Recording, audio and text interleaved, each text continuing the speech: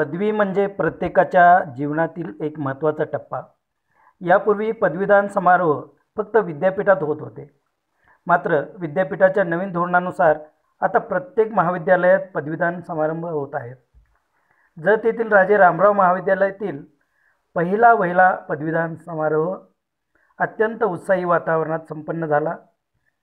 राज्याचे क्रीडा व युवक कल्याण संचालनालयाचे उपसंचालक व कॉलेजचे माजी विद्यार्थी नागेश मोटे हे प्रमुख पाहुणे म्हणून उपस्थित होते. यावेळी कोल्हापूरच्या विवेकानंद कॉलेजचे प्राचार्य डॉक्टर संभाजीराव होनगेकर, प्राचार्य ढेकळे सर, जत येथील सुप्रसिद्ध साहित्यिक व माजी प्राचार्य डॉक्टर श्रीपाद जोशी, प्राचार्य प्रमोद पोतनीस, चंद्रशेखर गोब्बी, प्राध्यापक कारंडे, प्राध्यापक भोसले, प्राध्यापक चंद्रसेन माने पाटील यांच्यासह अनेक प्राध्यापक, विद्यार्थी उपस्थित होते.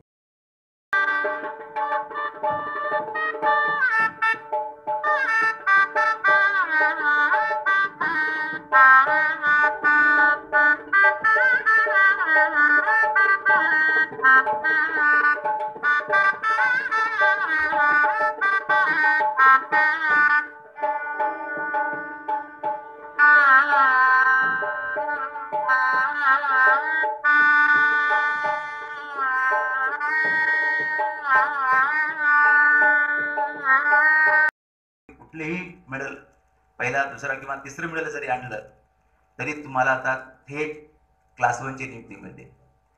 आज तुम्ही रेल्वे खात्यामध्ये पाहिलं, आज पुण्याला राही सरनोबत नावाची शूटिंगमध्ये वर्ल्ड शूटिंग चॅम्पियनशिपमध्ये जिनं सुवर्ण पदक घेतलं, त्याची कुठलीही परीक्षा न घेता केवळ एका मेडलमुळे ती आज पुण्याची डेप्टी कलेक्टर आहे. त्यानंतर नरसिंग यादव नावाचा खेळाडू आपण वृत्तपत्राचा वाचला असेल. त्यांनी ऑलिम्पिकमध्ये ऑलिम्पिकमध्ये त्याला पदक मिळालं नाही, सहभाग घेतला, परंतु एशियन आणि कॉमनवेल्थमध्ये त्याला स्वर्ण पदक मिळालेलं आहे, म्हणून त्याला डायरेक्ट डिवाइस केलं. पदवीची एक पदवी आज तुमच्या हातामध्ये मिळाल्यानंतर खऱ्या अर्थानं तुमच्या आयुष्यामध्ये एक टर्निंग पॉइंट मिळणार आहे तुम्हाला. म्हणजे आतापर्यंत तुम्ही फक्त विद्यार्थीच होता, पदवीधर नव्हता. आता पदवीधर झालेला आहात, पदवी तुमच्या हातात मिळणार आहे. आणि मग या पदवीच्या या सर्टिफिकेटचा, प्रमाणपत्राचा उपयोग वेगवेगळ्या कारणासाठी तुम्ही करणार आहात.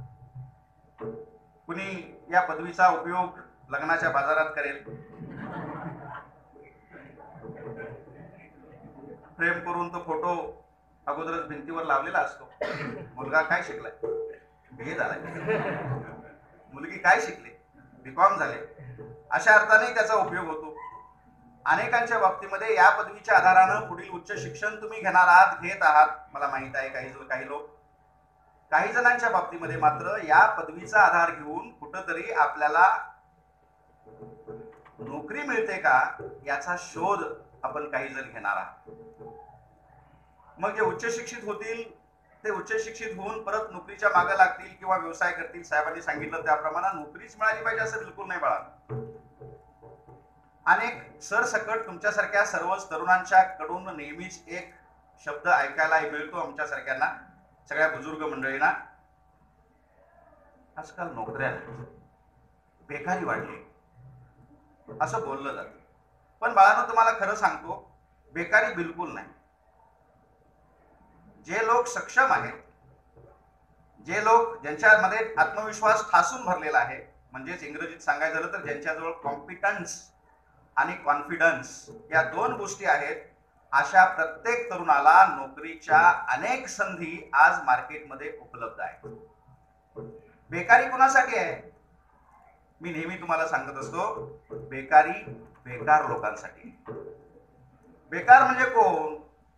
ज्याच्याकडे काही क्षमता नाही, ज्याच्याकडे आत्मविश्वास नाही, ज्याच्यावर स्वतःच्या पायावर उभं राहून लात मारी तिथं पाणी काढण्याची धमक नाही, तो बेकार असतो.